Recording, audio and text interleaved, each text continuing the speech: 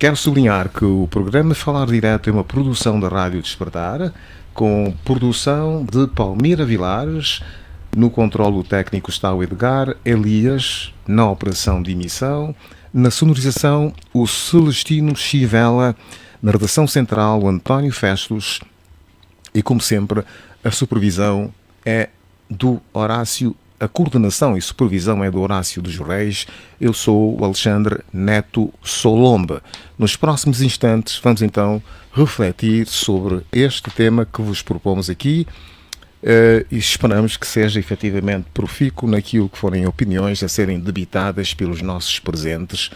Se não houver imprevistos, contamos ainda ter aqui nos nossos estúdios o economista Nadiel Fernandes, para certamente juntar-se a este grupo que vai debitar opiniões em relação, como dissemos, ao tema que vos propusemos nesta manhã do dia 9 de dezembro de 2023. Começo pelo Dr. Sapalo António, procurando, perante estas questões que levantamos aqui, colocar esta.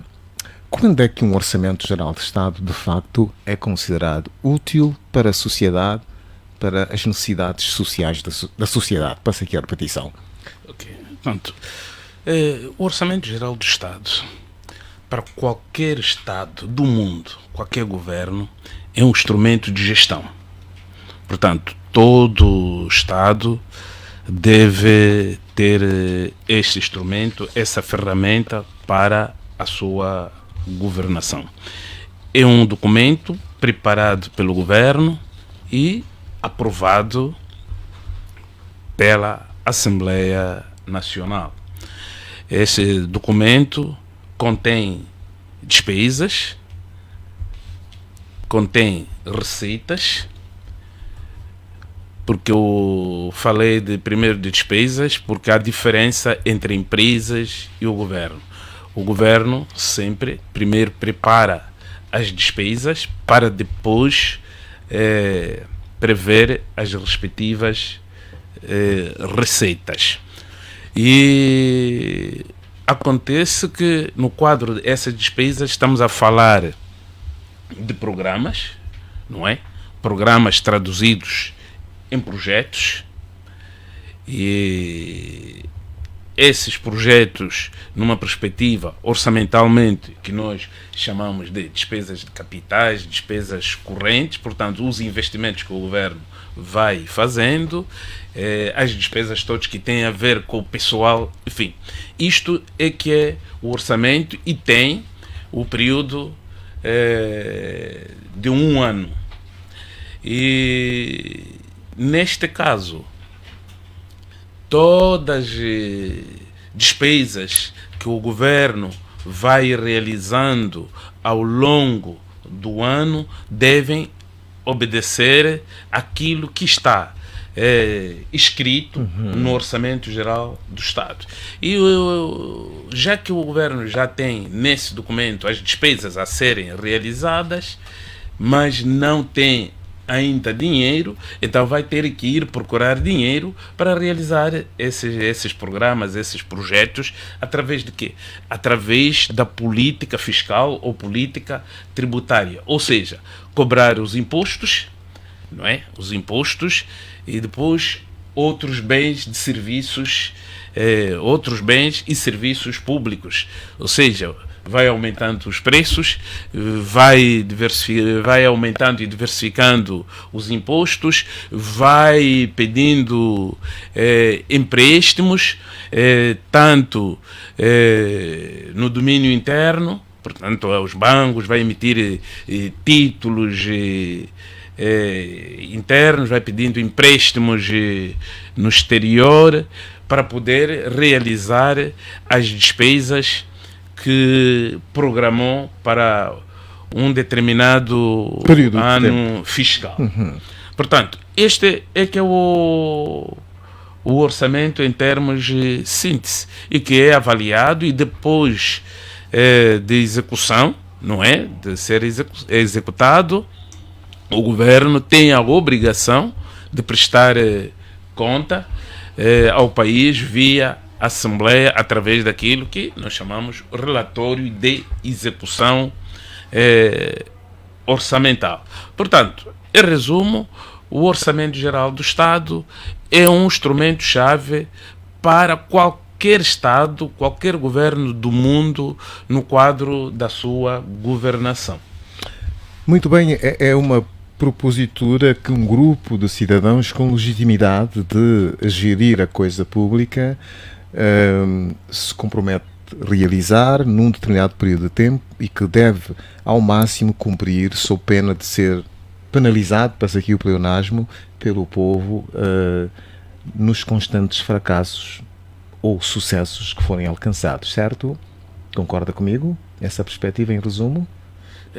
Certo, porque depois o próprio povo avalia o desempenho no fim, no quadro da apresentação do relatório, não é? Da execução, no quadro de várias instituições que existem, cada país tem determinadas instituições encarregues de fiscalizar a execução do orçamento. Temos os tribunais, temos outras instituições, a própria Assembleia, no caso, a própria Assembleia, a sociedade civil, a própria sociedade geral, todos acompanham e fiscalizam a execução do orçamento do Estado, né? Muito e bem. Avaliam. Muito bem, Dr. Sapal, eu gostava de chamar para falar um bocadinho, colocar a mesma pergunta ao Dr. Gomes. O que é para si um orçamento que corresponda às expectativas sociais de uma nação? Assim, em palavras muito simples, não é? Obrigado. Porque quando alguém se propõe realizar despesas e vai atrás das receitas, porque tem a legitimidade para o fazer, gera expectativas. As pessoas vivem de sonhos. Quando esses sonhos não se concretizam, há naturais frustrações, que parece ser isso que acontece quando o orçamento não é executado num percentual razoável. Estamos a falar de acima de 50%, que assim fosse aqui em Angola, mas parece que não é o caso. Qual é a definição, qual é a visão inicial sobre esta questão que nós levantamos aqui? Pois, primeiro, desejar um bom dia a todos os ouvintes da Rádio Despertar, especialmente aqui a todos meus compatriotas que compõem este painel. Dizer que, conforme aliás disse o Dr. Sapalo, o orçamento é um documento que deve refletir a forma em como o Executivo, entre parênteses, o Estado, vai gerir as entradas, os dinheiros que entram, portanto, nos seus cofres, e como é que vai realizar as despesas. Falar assim parece muito simples, mas não é. Porque na sua elaboração, o OGE, o Orçamento Geral do Estado, visa, portanto, as grandes necessidades do Estado, que são fruto das grandes preocupações, das grandes necessidades da população. Portanto, o povo, que muitas vezes também se diz.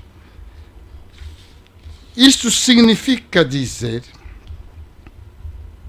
que o Orçamento Geral do Estado deve refletir, portanto, os mais variados problemas que afligem a população e o que o Estado deve resolver. Quer dizer, durante um ano, tem que se dizer isto também de forma clara. Portanto, isto é durante o ano a que se reporta. Isso significa dizer que o povo tem uma expectativa muito grande relativamente ao OGE, porque é este orçamento que vai resolver os seus problemas. Problemas da habitação, problemas da alimentação, problemas de investimentos públicos para resolver problemas de estradas, água, enfim, eletricidade, enfim, todas as grandes preocupações da população. Ora, se durante a sua elaboração este orçamento, este documento não refletir a verdade das grandes preocupações da população, implica necessariamente que o orçamento não vai corresponder com as expectativas. Não vai resolver os grandes problemas que afligem a população. Eu posso dar um exemplo, e que muita gente gosta de, enfim, insultar e dizer coisas. Eu, por exemplo, digo o seguinte: o que é que serve aprovar um orçamento por parte de um partido político que tem problemas com seus antigos combatentes, com seu pessoal, que não consta lá, não está lá no registro, para resolver, por exemplo, essa questão, se essa camada da população não vai ser atendida por aquele orçamento? Está a falar que o orçamento pode não refletir preocupações de antigos combatentes, evidentemente, do seu partido ou do partido no poder? De todos, até agora chegamos à conclusão que nem o processo da UNITA, que eles têm acordo, está concluído. Quando muito o problema da FENELA nem sequer se fala. Nem se fala dos antigos combatentes da FENELA. Os que libertaram verdadeiramente o país, não se fala. Está bem, deles. este é um dos setores sobre os quais se devia Não está preocupar, no não está no orçamento. Não está no orçamento. Aliás, O doutor Pedro a menos, Gomes verificou. evidentemente que não está. Ainda há dias, há menos de 2 semanas, o chefe da Casa Militar, ou Casa Civil, como é que se chama? Furtado. O general Furtado, veio dizer exatamente isso, que a Caixa Geral das Forças Armadas está a entrar em colapso. Foi o termo que ele utilizou, uma vez que o dinheiro que estava previsto já não vai ser suficiente para atender as grandes necessidades da população. Então, Mas este é o resultado de uma má gestão feita e a decadência agora? Isto é uma matéria política. É matéria política. Há quem beneficia disso, há quem tira proveito disso, e enfim, são questões de fundo, muito profundo, que requerem um debate. Aliás, em sede do OGE, devia ser esse o momento para dizer onde é que está a fatia do bolo reservado para esses que ainda não foram contemplados. Dr. Pedro Gomes, eu peço muito encarecidamente que se atenha à pergunta, porque ainda não gostava que desse ênfase para que os outros possam intervir, e no desenvolvimento lá chegaremos para falar especificamente deste ponto que tem que ver com os desmobilizados das forças dos diversos movimentos que estiveram envolvidos na luta de libertação nacional. Até das fábulas, atenção. Pois. Isso não é só coisa. Agora, indo de encontro à sua pergunta. Exatamente. Porque fala do qual é o orçamento eficaz, exatamente, socialmente orçamento útil. útil. Então, podíamos concluir que o orçamento só é útil quando atende ou vai de encontro com as reais necessidades da população. Isto é, corresponda do ponto de vista das despesas, não é? Aquilo que são as expectativas das populações. É isto que, de facto, podemos encontrar, então, um equilíbrio entre aquilo que é o nosso produto interno bruto transformado em valor, não é? E os valores que vêm de fora, doações, enfim, até empréstimos e tudo aquilo, e aquilo que nós gastamos para a pessoa física, pessoa concreta, sem falar ainda dos investimentos que são indispensáveis para a vida das pessoas. Fernando Sacoiela, colocando a mesma pergunta inicial, mas com esta nuance, por aquilo que se está a dizer como definição, quais são as expectativas que tem em relação ao Orçamento Geral do Estado, que vai a votos no próximo dia 12? São diversas as expectativas que podemos criar. Primeiro, situar que o Orçamento Geral do Estado é um instrumento de governança não é, que de facto reflete o conjunto de bens e serviços que o Estado oferece aos cidadãos no período estimado. No caso nosso específico, à luz do artigo 104 da Constituição, ele é anual. Como pode vir a ser plurianual, mas o orçamento, ao estimar as receitas e as despesas do ano fiscal, no fundo o Estado, através do orçamento, vai garantir os mecanismos legais de como é que poderá ser a vida dos cidadãos ao longo do ano. Para o nosso orçamento, que vai à votação final já dentro de dias, ele é estimado em 24 bilhões de kwanza, mas dos quais o Estado tem apenas capacidade de arrecadação de 10, significando que os 14 virão da dívida, num período em que a dívida pública quase que já se encontra insustentável. Aqui nós 60% dizem que é perfeitamente sustentável, 60% é dentro dos marcos, não é? Esta informação eventualmente já seja nos 100 e tal por cento. Não, mas esta informação eventualmente seja oficial, porque até o presente momento a dívida angolana está muito além daquilo que é. Está-se a falar em 80%. Mas está a dizer que há uma subscrituração da dívida registada, certificada, há uma há uma subestimação do valor? De facto, é isto que eu noto, porque o Ministério das Finanças apresenta um valor que os outros organismos não concordam, pelo que pensamos que há essa disparidade na informação e, eventualmente, a nossa dívida seja, de facto, ela quase que insustentável. Mas aqui, se a gente tiver que perceber os valores alocados para o Orçamento Geral do Estado e a natureza de proveniência, ainda achamos que poderá ser insuficiente para suprir aquilo que são os grandes problemas da população, uma vez que nós temos um Orçamento Geral do Estado completamente governamentalizado, ou seja, ele atende mais às funções institucionais e governamentais, deixando uma margem dos angolanos à margem do orçamento, ou seja, há uma grande fatia de angolanos que não se beneficia das fatias do Orçamento Geral do Estado, porque nós não conseguimos criar a formalização da nossa economia, não conseguimos inserir as várias formas de produção econômica que achamos marginal. 80% do setor informal é importante, não há que ignorar isso, não é? De facto, então nós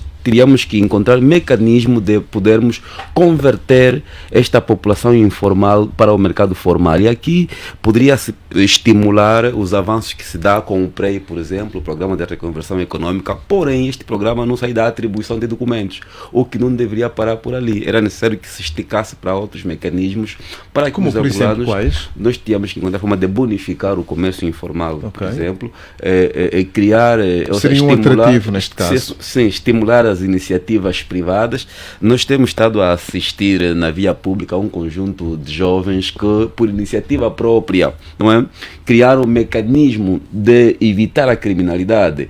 Por via dos taxistas, por exemplo, assiste-se às chamadas placas, onde os jovens ficam ali à espera de falidas, que o outro colega taxista pode conceder de modo a ter acesso a um pão para levar a sua família.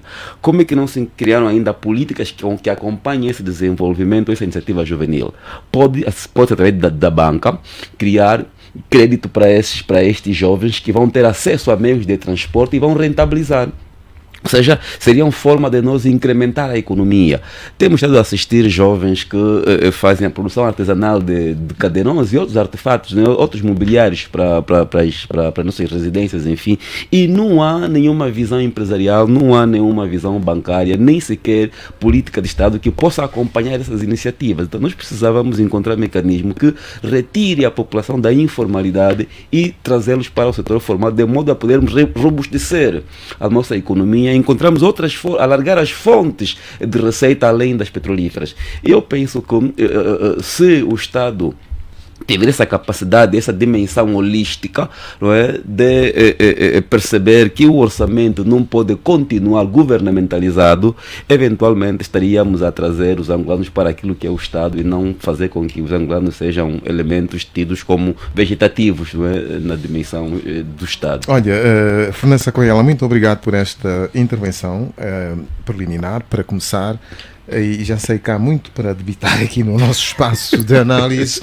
Eu vou agora virar-me para o Dr. Gonçalo Bula. Doutor, o nosso orçamento tem de facto inúmeros desafios para que possa cumprir a função social que elenquei no início, debitando aqui perguntas que suscitaram a intervenção do Dr. Pedro Gomes e também do Dr. São Paulo António. São inúmeros os desafios, desde logo, por exemplo, a questão a problemática da universalização das receitas, porque, segundo percebi, parece enorme o potencial de despesas extra-orçamentais, que é um dos problemas com os quais Angola se debateu na década de 80, quando abraçou as instituições de Bretton Woods, nomeadamente o Fundo Monetário Internacional, que sempre exigiu e que fazia relatórios sobre o grande percentual da despesa que ocorre fora daquilo que é a universalidade que devia incluir-se no Orçamento Geral do Estado. Fazendo a pergunta diretamente, em sua opinião, acha que continua a haver despesas extra-orçamentais? É em número considerável, em percentagem elevada ainda?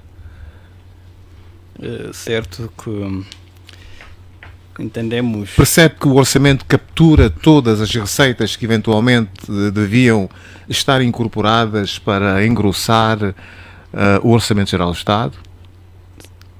Ou o problema da informalidade colocado pelo Sacoiela é de facto um dos maiores problemas, atendendo ao facto de termos uma economia eminentemente informalizada? Digamos, o problema do orçamento em geral do Estado de Angola não é um assunto novo. Falou muito bem, estamos a falar da década dos 80 e não só.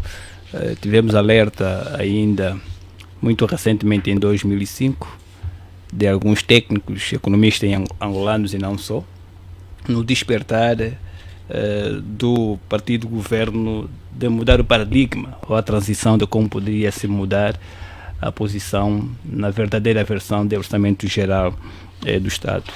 Porque hoje é uma instrumentalização de toda a planificação estadual, em determinado período de tempo, conforme foi expresso. Digamos que é o guia de toda a ação governamental. E a expectativa é tanta. Portanto, o orçamento deve ser real. A grande problemática é esta. Porque não se pode sonhar em ter 1,80 m como pessoa, enquanto nasceu com 1,50 m numa altura média. Há um adágio da economia doméstica que nos ensinaram muito bem, que ao tiver que fazer o pirão é importante medir a água e a fuba. Nós não vamos acostumar a fazer um orçamento de sonhos gigantes, mas no decorrer daquilo que é a realidade da aplicação não vai corresponder com os anseios do povo, ou os anseios da população.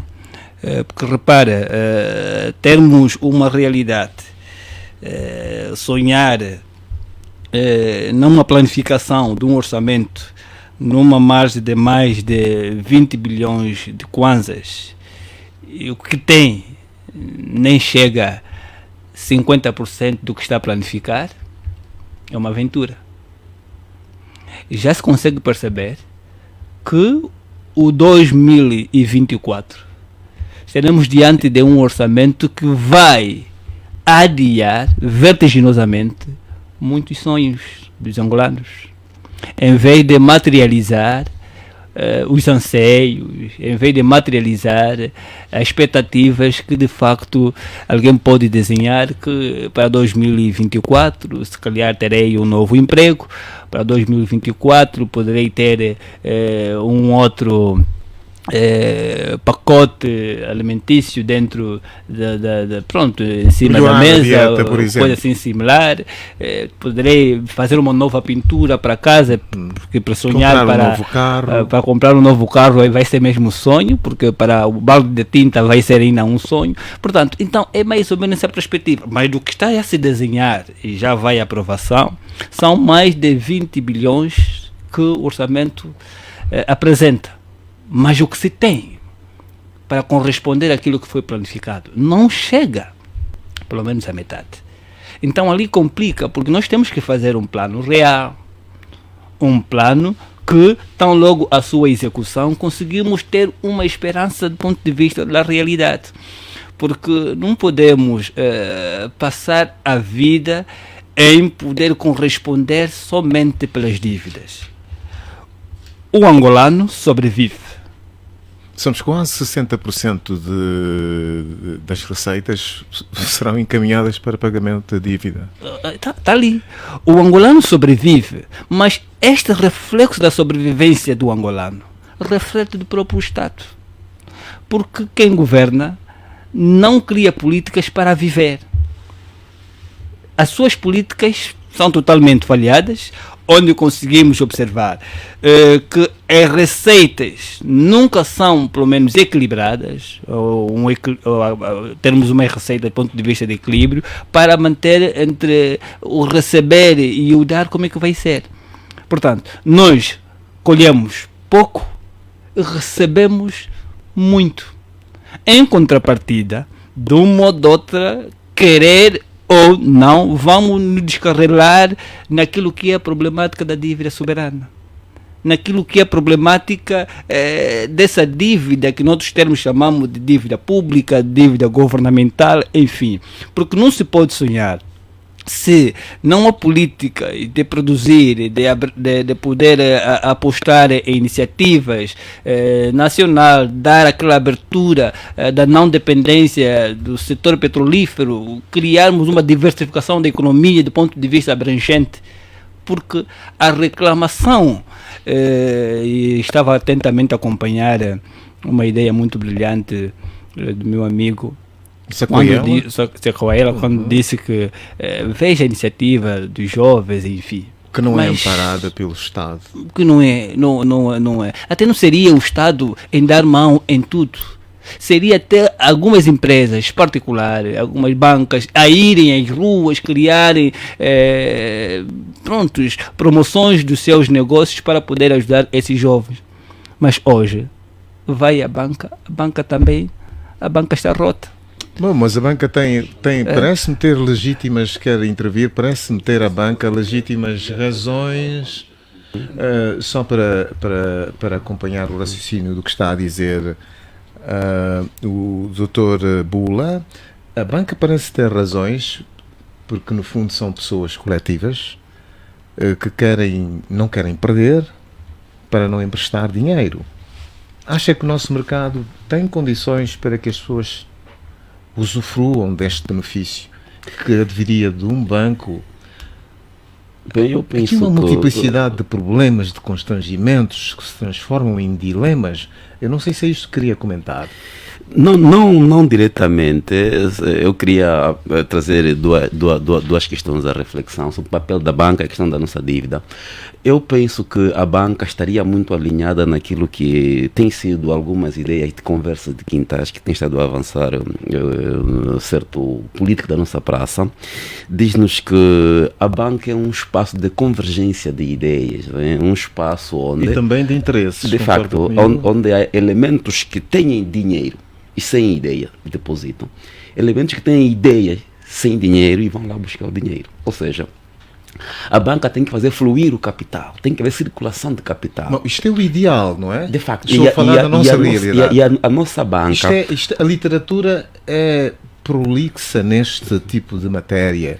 Isto está mais do que estudado Agora, o ideal...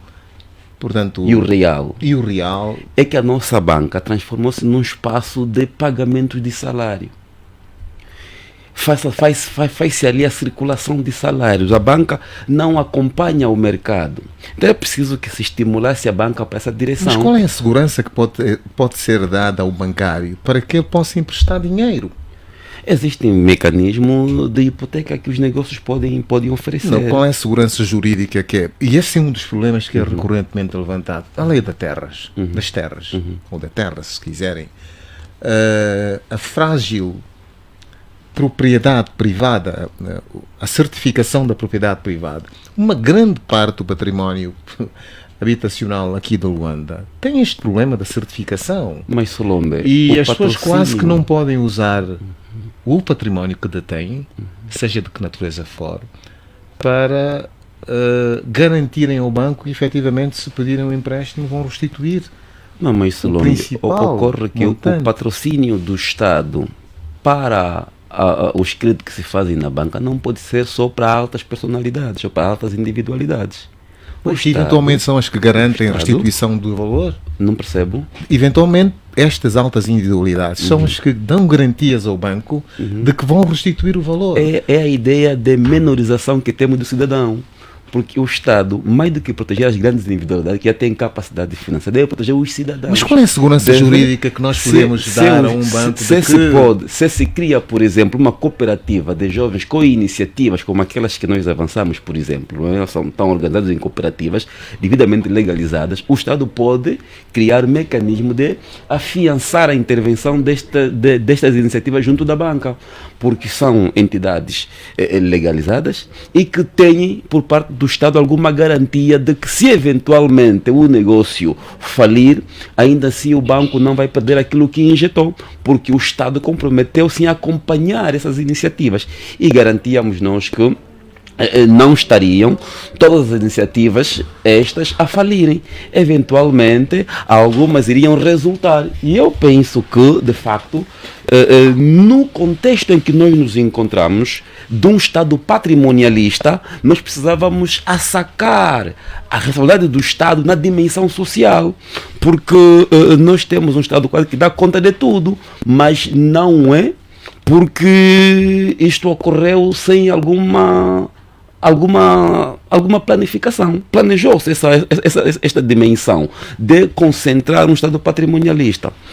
Este é um aspecto. O aspecto que eu queria também que nós aqui avançássemos relativa à dívida, não é a dívida pública, é que nós falamos da dívida pública, mas eu queria citar a expressão do especialista de Oxford, Rui Verde, que tipificou a nossa dívida como sendo a dívida odiosa, não é?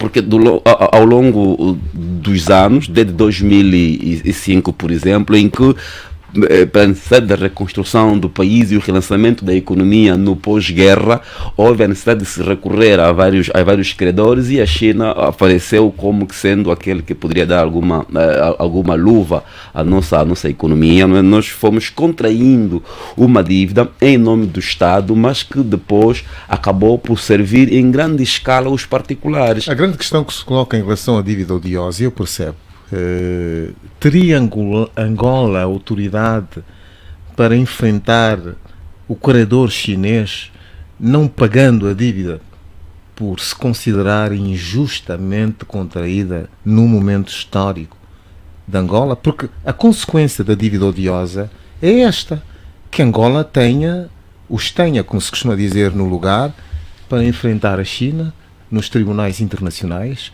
evocando que a dívida foi mal contraída, foi injustamente contraída, pelos critérios que todos nós conhecemos. Mas agora que seriam quase os atores do Estado angolano podem fazer esta intervenção. Do ponto de vista moral, os mesmos atores que contraíram não podem ser os tais que vão levantar esta dimensão. Isto pressuporia naturalmente contactar, enfim, as instituições de direito internacional, e contar com simpatia, espero que não seja circunstancial, de um ator internacional, que é os Estados Unidos, fazer esta aliança e pôr a China de parte. Mas haveria, de certeza, outras consequências. Eu estou plenamente de acordo com esta visão da dívida odiosa. Os angolanos, aliás, por isso é que a oposição tem insistido em fazer a auditoria à dívida para perceber o conteúdo desta dívida, o que não tem sido aceito. E os angolanos deviam tomar nota deste pormenor. De todo modo, teremos muito para falar sobre isso. Eu gosto muito deste tema, a questão da dívida odiosa, e gostava de ver as autoridades um dia assumirem que não vão pagar a dívida. Porque ela foi muito mal constituída. O Dr. Sapalo está muito atento a acompanhar os nossos desenvolvimentos. Há aqui uma abordagem, esta que vem da questão do crédito, que nós, infelizmente, o mercado não tem, por razões que também são legítimas da parte dos bancos, que desconfiam sobre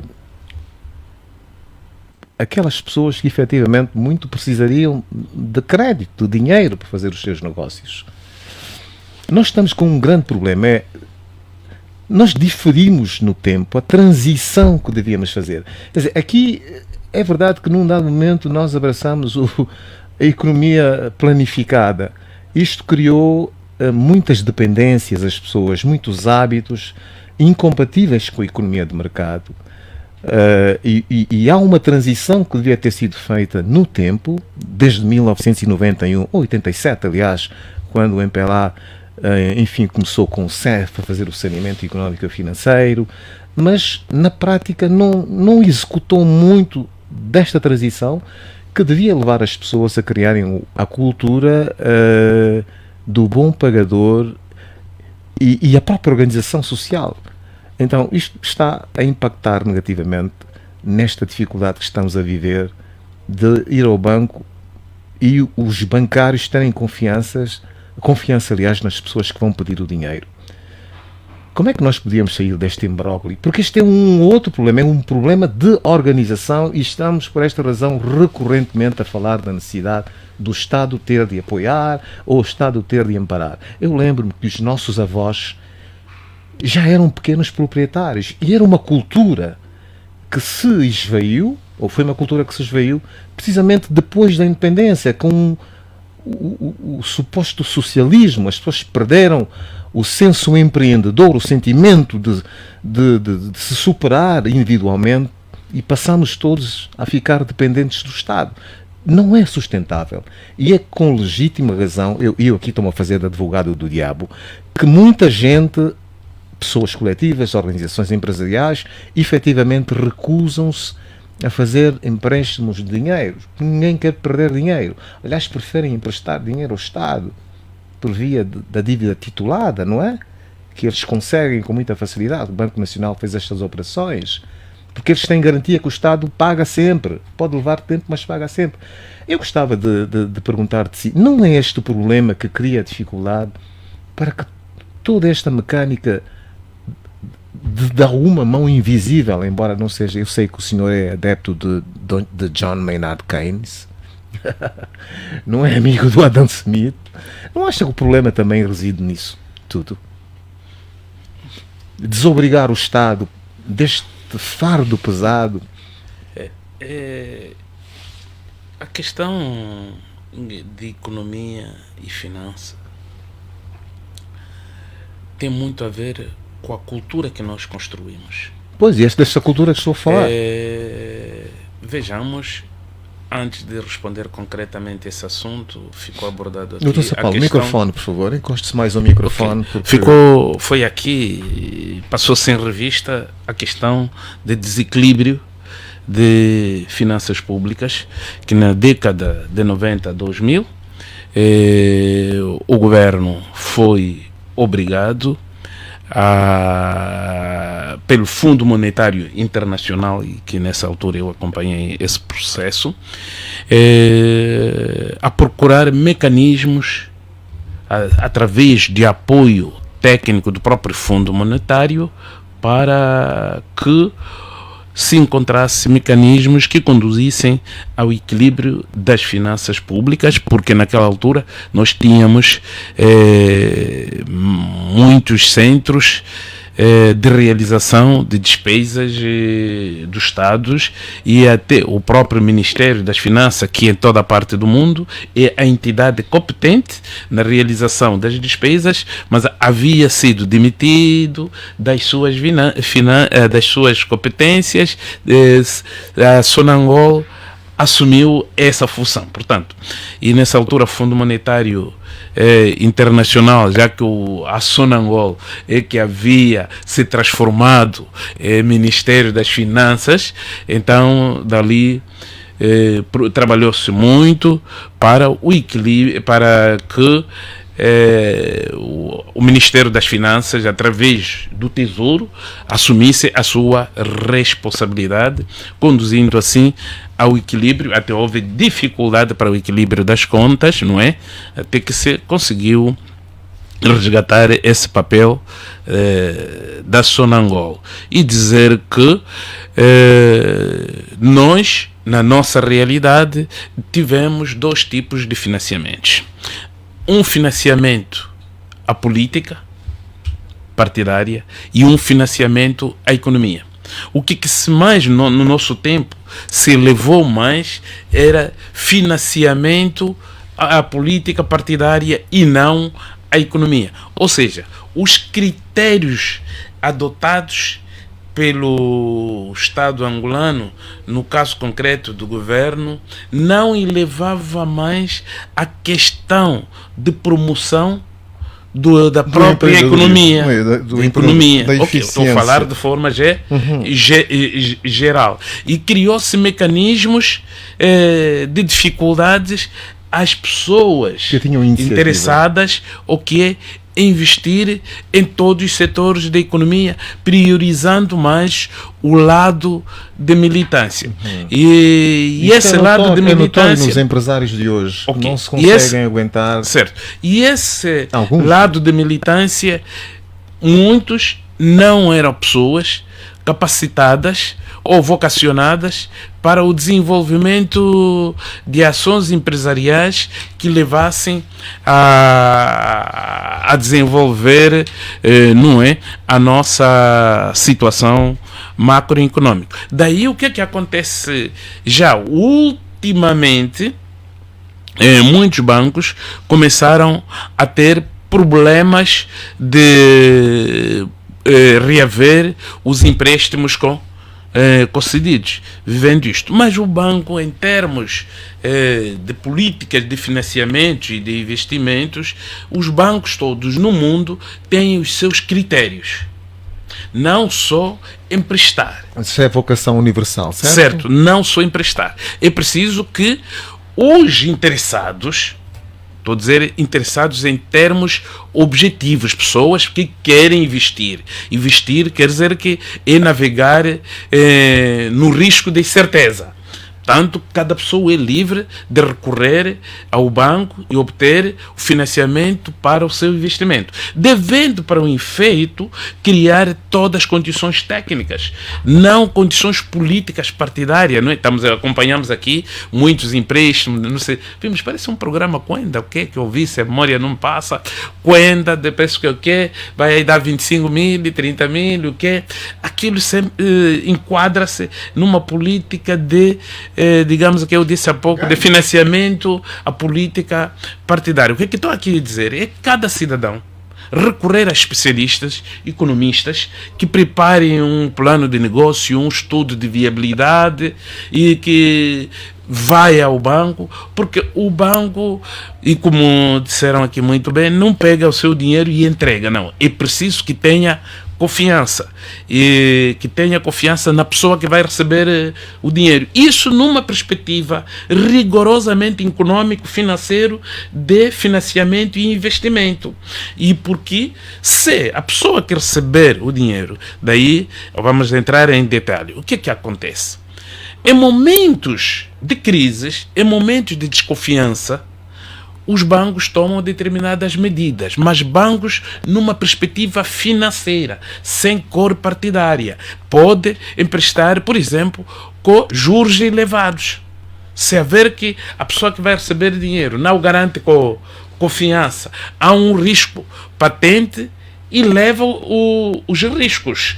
E leva a taxa de quê? De juro. Se haver confiança ele reduz os juros e chega a um determinado momento e que dali que encontramos que muitos hoje na realidade da Angola, o próprio banco que consideramos que era o banco, como é que chamamos, do cofre azul, onde os políticos iam receber, buscar o dinheiro para fazer negócios, tem problemas de como o dinheiro voltar de novo nos cofres. Mas os bancos sérios encontram mecanismos, mas mecanismos inteligentes, mecanismos cautelosos, de modo a que a pessoa recebe dinheiro, chega, né, consiga devolver para que o banco tenha capacidade de emprestar a outras pessoas. Quer dizer, o que está aqui? Devem existir políticas que criam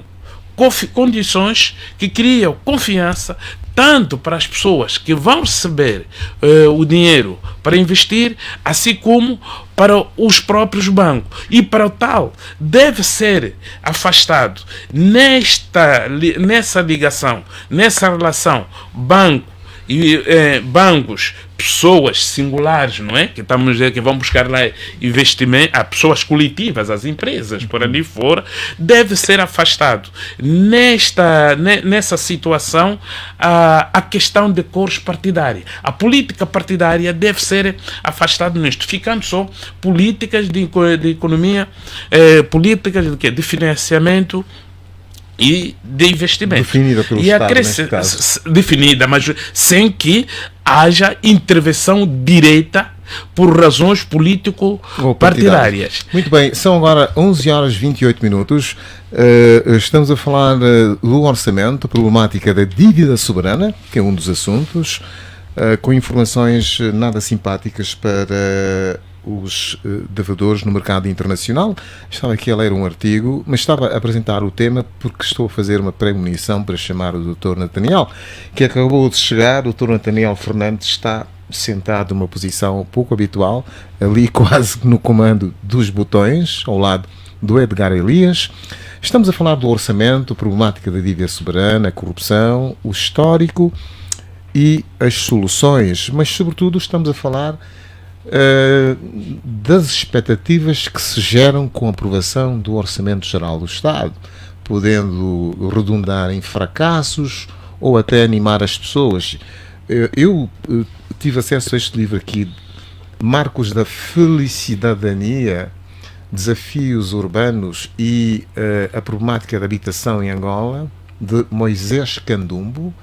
Ele fala da urbanização, do acesso à habitação, que no fundo concretiza uma felicidade que está há 48 anos, no nosso caso em Angola, postergada para a realização. Cita inclusivamente, ele cita aqui, e vi aqui esse extrato feito na contracapa do prefácio, que é de David Sambongo, que é politólogo também, que nestes concursos que foram presentes aos cidadãos angolanos, nas centralidades, os sessentões, pessoas com 60 anos de idade, estão, e só agora, a disputar com os jovens de 25 anos uma oportunidade para ter uma casa, uma habitação. Isto é um contrassenso. Isto dá-nos uma ideia do desfazamento da realização ou da eficácia dos orçamentos que foram presentes nestes 48 anos. E eu penso, sobretudo, bom dia a todos, é um prazer estar aqui novamente e falar sobre esses temas tão importantes. Muito bem-vindo. O que eu gostaria de dizer é que é sobretudo um falhanço daquilo que é a política, né? Essa falta de realização dos angolanos nos bens que são essenciais demonstra que, em termos políticos, há uma incompetência grande em trazer a realização dos angolanos naquilo que são os principais anseios, e que são anseios universais. Por exemplo, a habitação é um anseio universal de todo homem. Só para dar um exemplo, eu sei que não é motivo de comparação, sempre que falo de outros países me dizem que não podemos comparar Angola com outros países. Eu acho que é errado. Nós precisamos de facto comparar com outras realidades para nós vermos o quão distante nós estamos dessas realidades, e se nós não fizermos esse exercício de comparação, pioramos a nossa situação, porque começamos a achar normal as ausências e faltas que algumas coisas que trazem realmente a realização do homem não se passam no nosso país. Mas deixa eu dar esse exemplo. Na Alemanha, ao chegar à universidade, a pessoa recebe do Estado um subsídio para alugar casa, né? Esse subsídio que ela recebe do Estado lhe permite que ela, com 20% de esforço dela, ela consiga alugar uma casa e saia da casa dos pais. Naquele país, a maior parte das casas são alugadas, algumas pessoas constroem, outras pessoas também compram casa, mas o grosso aluga casas, né? Mas o parque habitacional, as habitações funcionam com financiamento, e esse financiamento está criado nas políticas que o próprio Estado tem. Nós aqui não temos uma política, por exemplo, da habitação que funcione. E depois os bancos vêm, e estávamos aqui a falar do crédito bancário que falta e que muitas vezes não acontece no nosso país, e os bancos vêm com a razão, que é justa, de que os projetos não são bons, que as garantias não estão... não existem, e que há ausência de idoneidade de algumas pessoas, né? Quanto aos projetos e às garantias, isso são situações que se podem resolver com política. Vários países resolveram essas questões com política.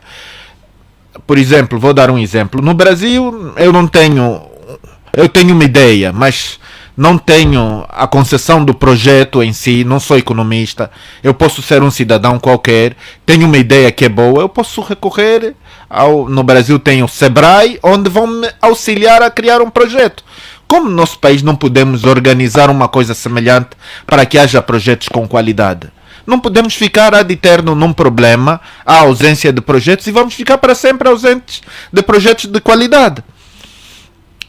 Há falta de garantias. Tem que se constituir garantias, tem que se mudar as leis para que as pessoas consigam encontrar essas garantias. Porque o cidadão angolano vai conseguir essas garantias se houver políticas direcionadas com leis que depois facilitem a criação dessas garantias. Eu vou dar alguns exemplos. Por exemplo, na agricultura, as pessoas não têm acesso à terra, porque a terra é do Estado, não serve de garantia. Com uma mudança na lei, passa-se a ter essas garantias, dando àquelas pessoas a propriedade da terra. Nós precisamos avançar, e nós encontramos muitas vezes um problema no nosso país e ficamos parados naquele problema. Parece que não temos a proatividade de fazer a mudança e criar a lei que realmente facilite a vida do cidadão, por exemplo, no acesso ao crédito.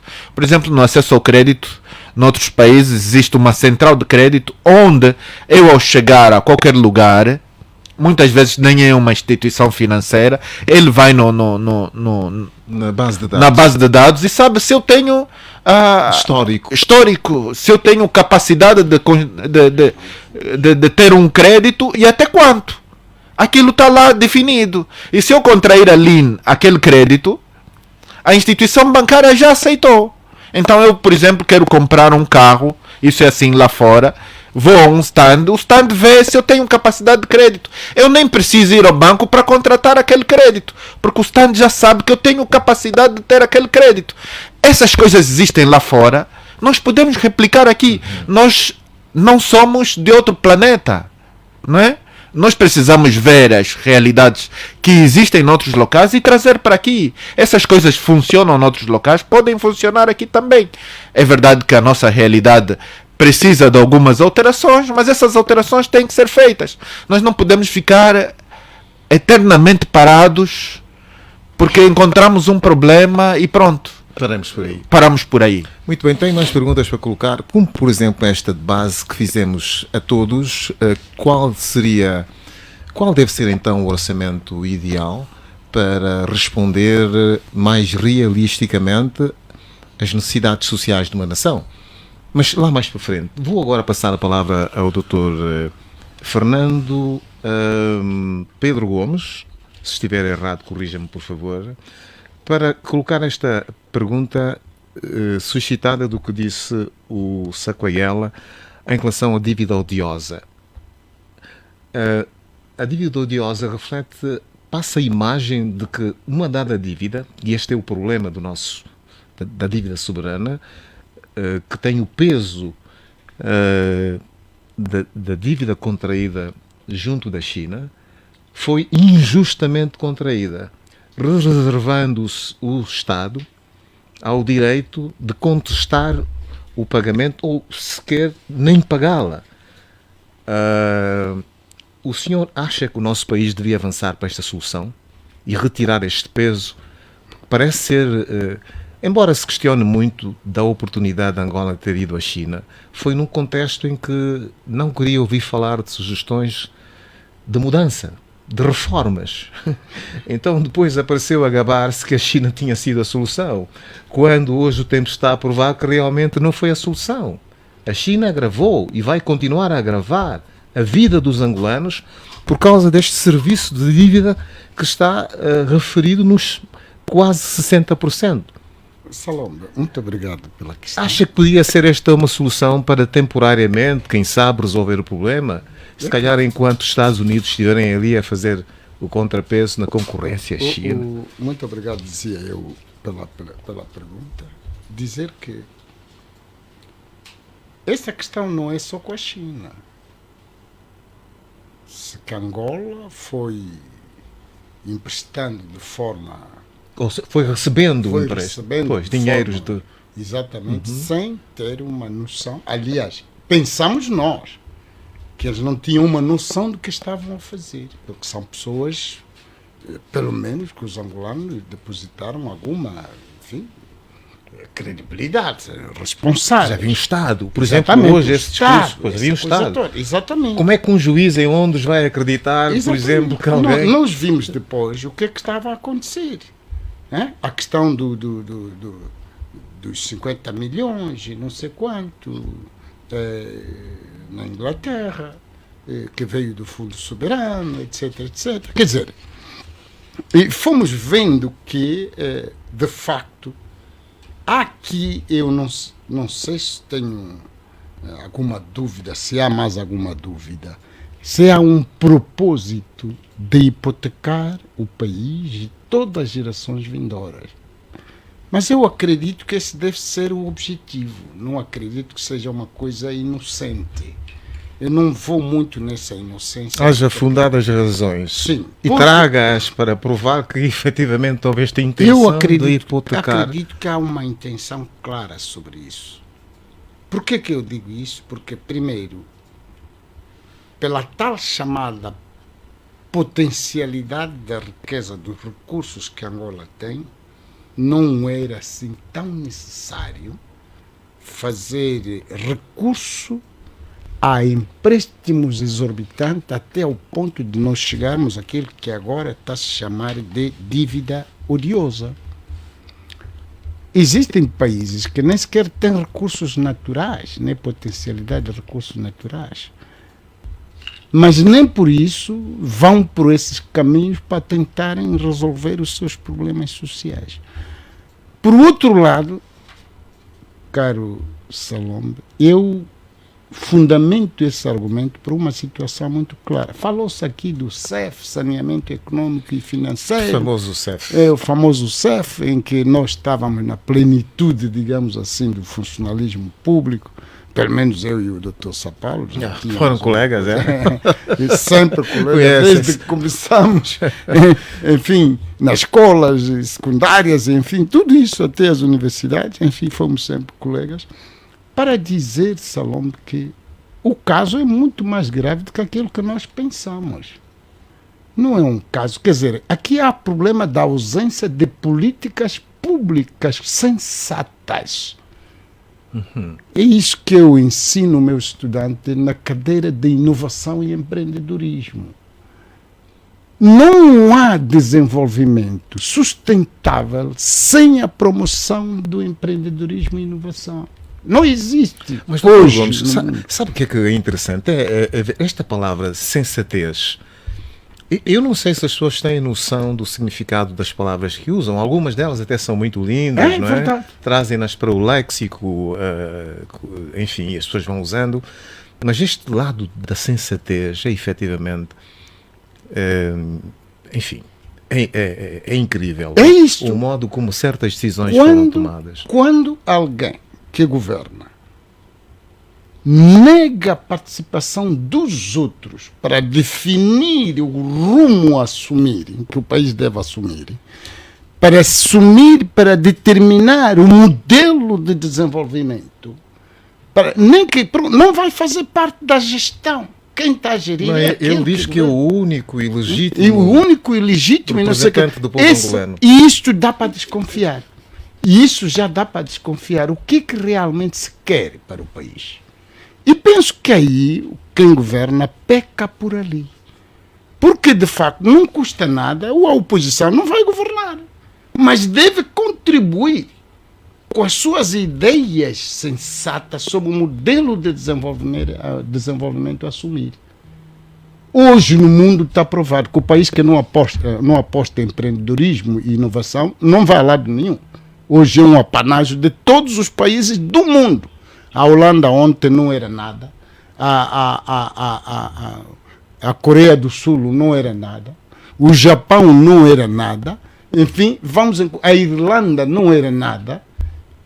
Com essas medidas de empreendedorismo e inovação, eles conseguiram. Então, em que consistem estas medidas? O Sacoyela fala ali da banca, empréstimo, não sei quanto mais. E eu ouvi ali atentamente a intervenção do Dr. Nathaniel Fernandes. Do Nathaniel dizer, sobretudo, corroboro claramente com eles, a questão é da definição das políticas para apoiar a juventude. E isso insere-se no âmbito do empreendedorismo.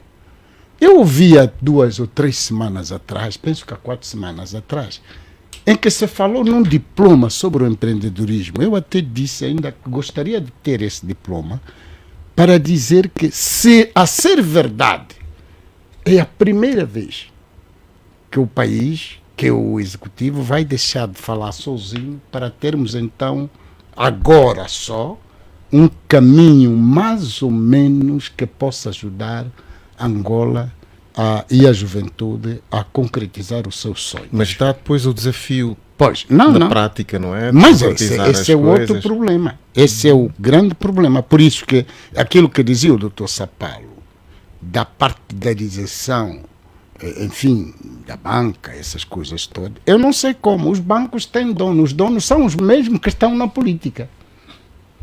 Portanto, não estou a ver como é que o país poderá sair dessa. E que bancos é que o país poderá contar para sustentar o seu desenvolvimento. E este aqui é um outro desafio. Né? Quer dizer que a transparência na governação aparenta ser a chave para nós procurarmos desbloquear e diluir alguma mentalidade velha dos anos 80, sei lá, que é aquilo que se fala do saneamento econômico, onde o empresário, que não tinha nada de empresário, ficava com a empresa, pagando o cheque da empresa, o carro que usa é da empresa, a mobília é da empresa, e ele chamava-se empresário. Eu tive essa experiência nas pescas. As empresas de pesca, hermanagem, não sei quanto, foram alienadas, e vimos as angonaves e tudo a serem alienadas, barcos inteiros ficaram no exterior do país, até aviões, para pagarem dívidas lá onde foram, sei lá. Quer dizer, isto pura e simplesmente, qualquer termo que eu não quero usar aqui, que se chama, digamos assim, de uma governação aventureira, que não tem nada a ver com a governação, tem a ver com outras coisas, menos governação. É o que nós assistimos quer dizer, as pessoas não estavam preparadas para governar. E agora, como corrigir isso? E é este que é o cerne da questão. É preciso corrigir isso. Eu dizia que se existe um slogan que diz que corrigir o que está mal e melhorar o que está bem, então é chegado o momento oportuno para inverter tudo, para colocar, digamos assim, o barco nos eixos, ou sei lá, o comboio nos eixos. Pois, mas isto pressupõe fazer E sacrifícios. isso não é fácil, Pois. quando de facto não existe, primeiro, os tais pressupostos da democracia. Não funciona. Isso não funciona e os homens querem continuar a se auto-intitular como os melhores gestores do mundo, os donos de tudo e mais alguma coisa. A última questão que eu vou dizer, doutor Salão, para não dizer muita coisa, e penso eu que não adianta nós voltarmos lá atrás para tentarmos ver como é que as coisas, porque isso é perca de tempo.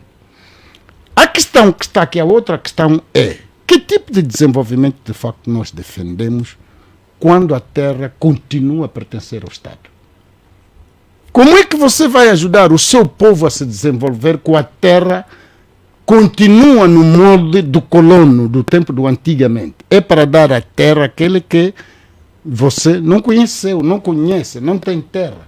Não é para beneficiar o dono da terra que lutou pela terra, mas sim para ser atribuída a uma outra pessoa que você não conhece, que vai ficar com a terra e tudo, e vai explorando as riquezas do subsolo, livremente. Alguém, eu penso que já disse isso, não sei aonde, já não me recordo, alguém chegou ali, está a ver um Ambriz, olha, agora fica de costas ao Ambriz e começa a olhar nas matas lá do Uíge, não sei o quê, Lundas, Malange e tudo aquilo. Alguém chegou lá no litoral e determinou que vai fazer exploração do ouro desde ali no desvio do Ambriz até o Uíge. Mas são todos, a maioria ali são meus parentes. Fui lá, sabem, eu descobri que existia alguém, um empresário, que quer fazer a exploração do ouro, madeira e tudo aquilo, mas ele tinha já um croquis de localização dali até o Uíge. E eu perguntei aos meus parentes, que são sobas grandes, soba não sei quanto, se eles tiveram algum contato com tal empresário. E tem já os documentos todos, por isso que aqueles croquis foram feitos, se calhar, pela via satélite, via, como é que se chama, drone, agora está na moda, via drone. Disseram que não, nós aqui não vimos. Olha, eu disse que essas terras todas já estão legalizadas num determinado empresário. Então eles disseram, então vamos esperar que ele venha, que ele apareça aqui com seus tratores, para ele saber que é aqui onde se lutou para a independência de Angola. Ele vai aprender e vai saber isso. E depois fui ver, ele tem um documento já assinado pelo ministro e tudo aquilo e não sei quanto mais. Quer dizer, isso é aventura. Algum aventureiro por aí que não sabe o sentido da independência, da luta que foi feita aqui em Angola, e agora, enfim, estamos a ver isso tudo. Qual é a responsabilidade do Estado? Como é que o Estado deve enriquecer a sua população? Como é que pode tirar essa população da pobreza? Um conselho do velho Oldo Roberto, que Deus o tenha ali, assim, diz o seguinte: Gomes, onde vocês vão ficar, batam-se com a terra.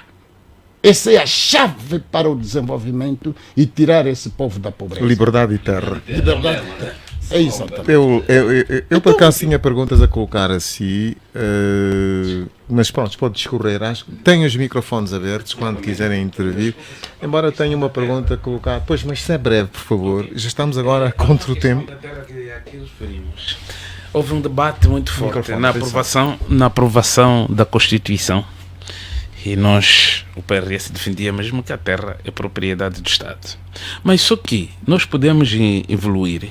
Depois de pensarmos nesse momento, o problema já não está a terra ser propriedade do Estado. O problema está na política de gestão da própria terra.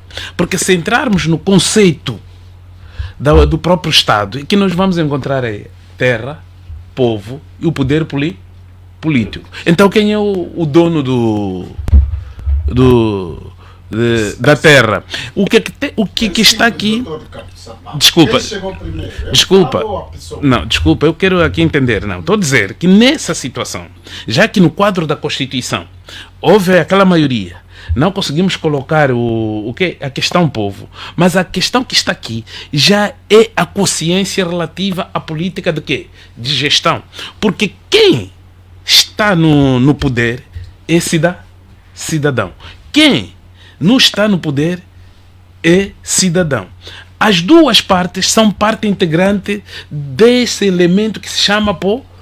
Faz parte do Estado. Certo. O que eu estou a dizer agora aqui, vejamos o que aconteceu depois da aprovação da lei da terra, já que é uma expressão que é odiosa. O problema é que as pessoas tornaram oportunista de forma agressiva, usaram o poder para tentar é isto. Esse que é o elemento chave, e que aí quando nós falamos está no problema, está na questão da governação, porque se as políticas fossem positivas, favoráveis, e que entendendo que quem que está a governar, ele está a governar em nome e para o próprio povo, não podemos ver aqueles problemas aqui, chega porque essa terra aqui, o que acontecia? Vejam, antes da aprovação daquela lei, a lei da terra, não havia muitos problemas. Aliás, a Constituição, não havia muitos problemas, não havia cobiça. E que depois, mais tarde, as pessoas começaram a utilizar o poder para receber os terrenos das pessoas que já tinham até herança. Porque há terras que são heranças. Embora aqui entraríamos para um debate antropológico, porque grande parte dos que detêm o poder de Estado não têm terra. Pois, começaram a receber pela força. E entre nós, a terra é de uma dimensão ancestral. Certo.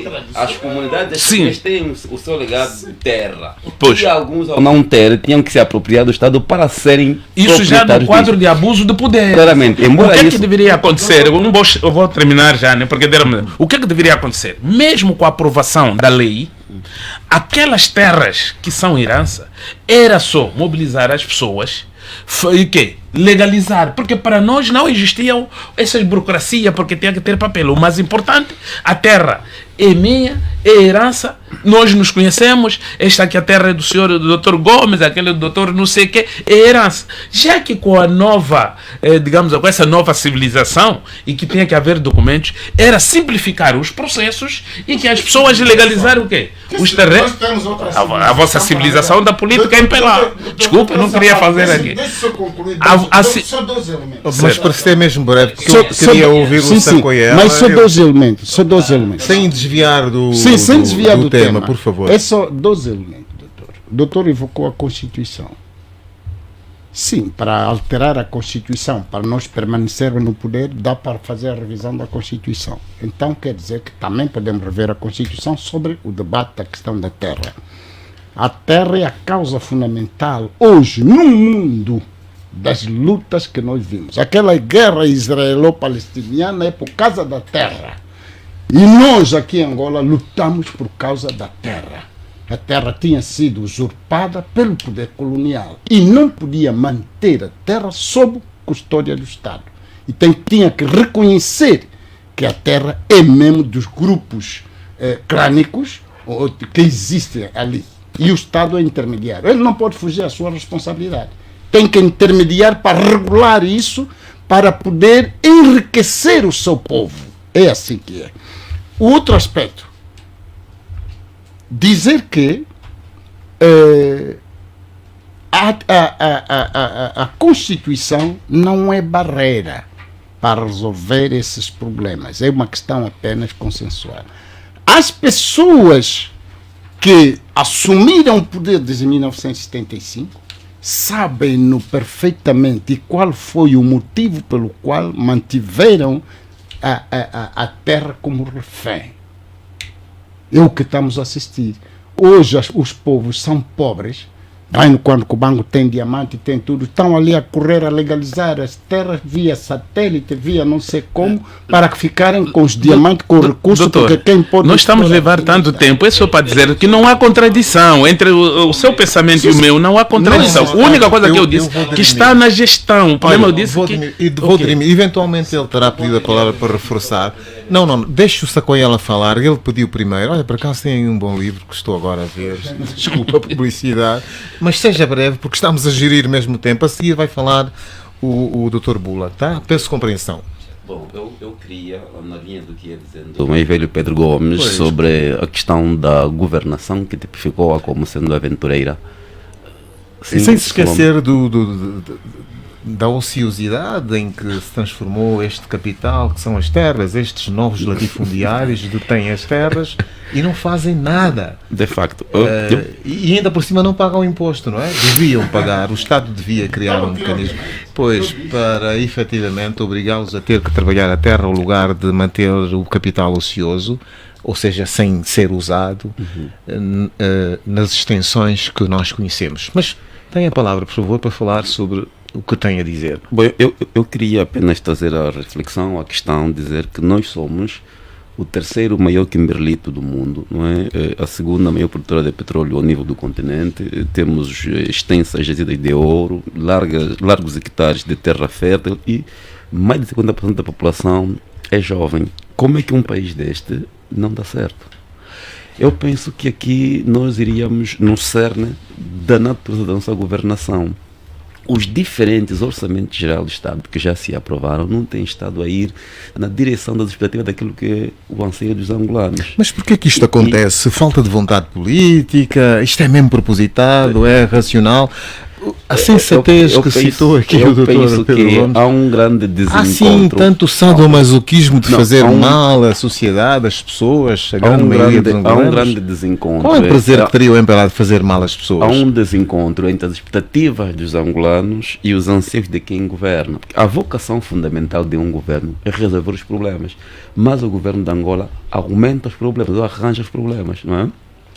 Como é possível governarmos bem? Terá sido por tomar parte das coisas, em vez de se colocar numa posição equidistante, tornar-se também empresário e faz concorrência com os legítimos, É um aspecto. este é um dos aspectos. É um aspecto. Participa É um também, dos tem aspectos. interesse. É um dos aspectos, mas sobretudo a incapacidade de querer partilhar o poder.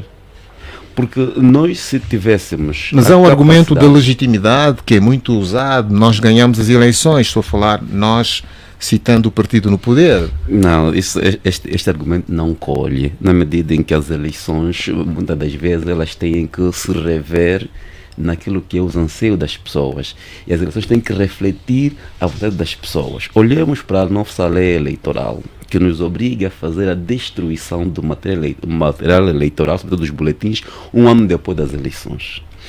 Não há sensatez nesta lei.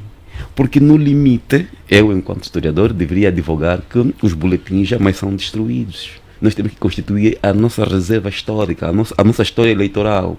Por que nós não transferimos esses boletins depois de um ano para o Arquivo Histórico Nacional?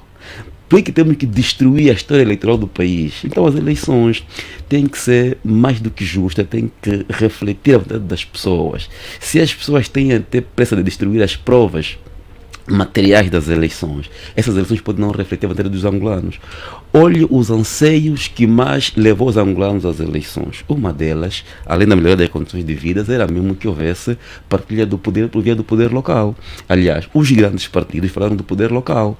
Nós estamos no segundo ano da 5ª legislatura que não há sinais do poder local. No presente orçamento disse que há uma verba, penso que na ordem dos 49 ou 50 mil que o Executivo aloca para as eleições autárquicas, mas não há uma calendarização, não há um prognóstico, quer dizer, não há indicadores reais. Se o orçamento para 2024 não acompanha a questão do poder local, e nós não falamos do poder local só por haver interesse nele, não, é porque a governação está a se perguntar como é que um orçamento é estável e aceitável. O orçamento também tem que refletir a vontade das pessoas. As pessoas têm vontade de ver um poder local instituído. Se não há esta pretensão por parte do governo, os vários orçamentos, as várias medidas governativas, enfim, jamais irão de encontro à expectativa daquilo que os angolanos, os cidadãos, pretendem. Um governo nesta dimensão não é, estaria na governação que disse aqui uma velha Pedro Gomes, uma governação fictícia ou aventureira, enfim, porque os governos têm que ter a capacidade de penetrar a alma profunda dos cidadãos que governam. E isto não acontece, em sua opinião? Eu penso que não tem estado a acontecer, mesmo a olhos nus a gente observa isto. Quantos angolanos não é, estão distantes dos noticiários? Isso é um barômetro. Por que é que os angolanos não estão interessados na vida pública? Quantos angolanos nem sequer conhecem os políticos de Angola? Esse distanciamento da vida política não se faz de forma casual. É porque a política não está a satisfazer os angolanos. Então, Portanto, há uma insatisfação, de um modo geral, é o que se pode dizer. de facto, e é preciso haver uma inversão desta situação. Muito bem, então, Dr. Bula, por favor, queria intervir. Espero que não esteja desfasado, muito desfasado, queria dizer, mas pode retomar de qualquer maneira. A problemática de tudo o que estamos aqui a debater tem a ver a má governação. Penso que está ali a problemática. Esta influência da má governação, do ponto de vista genérico, acaba por segmentar praticamente todos os setores, até corroer a própria economia que nos referimos. Porque, repara, do ponto de vista constitucional, Angola, naquilo que é o sistema econômico, abraça a economia de mercado. Portanto, Mas o senhor sente que há este desejo da parte de quem governa em implementar uma verdadeira economia de mercado? Parece que há uma certa dificuldade. Deixa cegar. Porque não basta só institucionalizarmos os termos, fazermos as declarações políticas do ponto de vista tão abrangente, de maneira que o leigo não consegue perceber as linguagens técnicas de como tem sido o seu discurso. Ou até podíamos colocar a pergunta de outro modo. O que está ali, se nós abraçamos, do ponto de vista documental, a economia de mercado, devemos estar diante de uma economia de mercado de facto. Porque, repara, o Dr. Pedro Gomes falou do empreendedorismo, mas eu até fico com receio de poder falar sobre esta temática diante do encontro como esse, enquanto não é, o partido do governo estiver ali naquela cadeira. Tem uma farsa, em sua opinião, que fala-se, mas na prática não se leva... É só uma falácia apenas, porque está ali o alicerce de qualquer desenvolvimento. Vamos ali enquadrar o empreendedorismo, porque é a partir do empreendedorismo onde vamos falar num verdadeiro sentido sobre a diversificação da economia. Mas que se tornou uma palavra desagradável, esta diversificação. Ainda no nosso debate, falamos das tipologias de financiamento e meu colega Sapalo disse muito bem que noutra hora havia aquela divisória entre a política e a economia e que respeitava-se em larga medida, ou pouco respeitava-se em larga medida no posicionamento técnico da própria economia. Olhava-se para o lado político, a bandeira, a militância, e que isso foi transitando de geração a geração. Repara, nós temos projetos, se falou daqui de iniciativa de jovens, e que muitas vezes fica tão ofuscada porque não tem garantia junto da banca. E o meu colega respondeu, e assinou embaixo.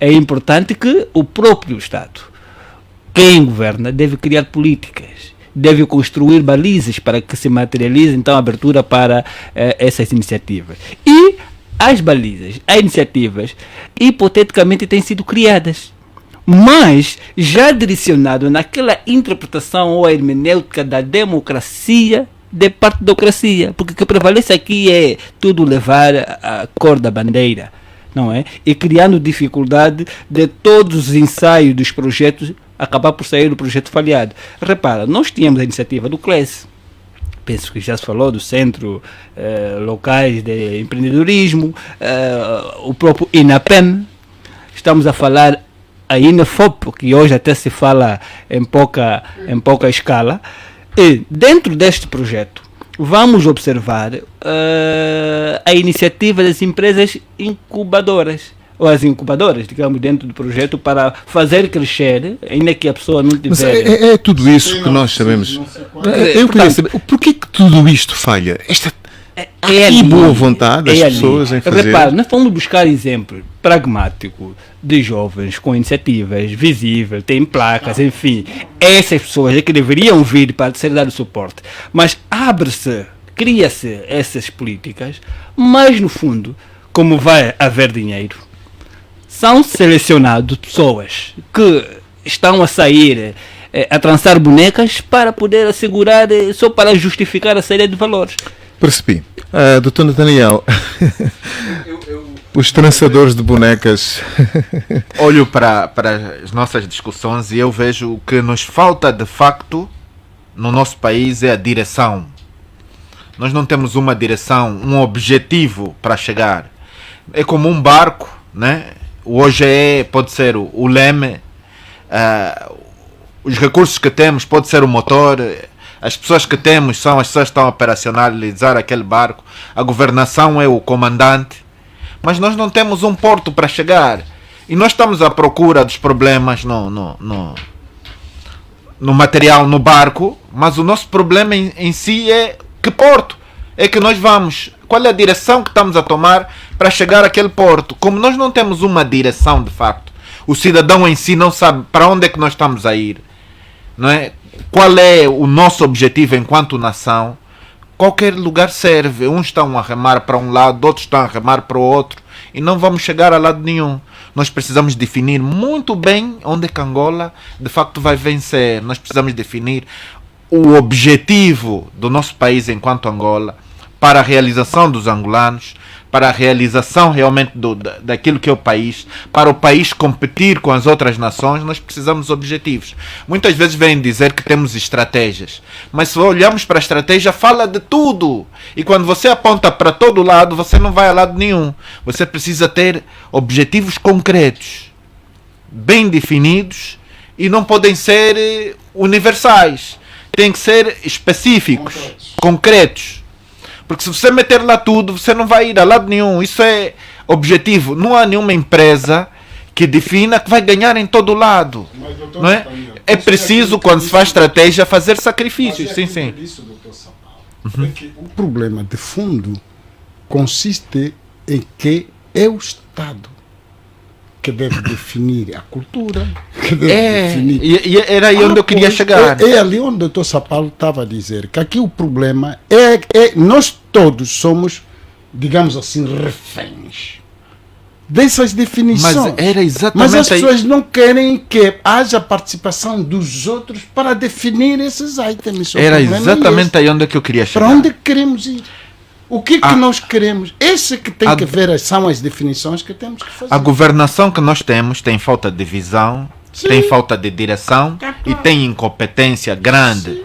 Eu tenho um amigo que diz assim, e até apontei bem isso aqui, diz assim: o lobo perde o pelo, mas não perde o vício. Com a governação que nós temos, os vícios vão continuar a acontecer. Exatamente a mesma coisa, porque são os mesmos que estão lá. Nós precisamos de uma mudança, porque eles vão continuar como lobos, né? E o lobo pode perder o pelo, mas o vício não vai perder. Nós vamos continuar a ser a mesma Angola enquanto nós não tivermos uma mudança, uma alternância naquilo que é o poder político. Isso não está a acontecer. E enquanto não acontecer isso, o PIN vai continuar a ser apoiado. Contrariamente, não vamos encontrar no orçamento nenhum falar sobre as autarquias locais. Não haverá. Não há. É conversa para o boi dormir. Não há autarquias locais aqui. Isso não é prioridade para o país. Já viu o que é a mentalidade de alguém? Não é prioridade. Portanto, o PIN vai continuar. O PIN vai continuar porque aqui tem estratégia da continuidade no poder. Ok? E quer dizer, tantas outras coisas vão continuar porque são prioridades para um fim. Qual é o fim? É a manutenção do poder. Ponto final e parágrafo. Está bem, eu fiquei com a percepção, portanto...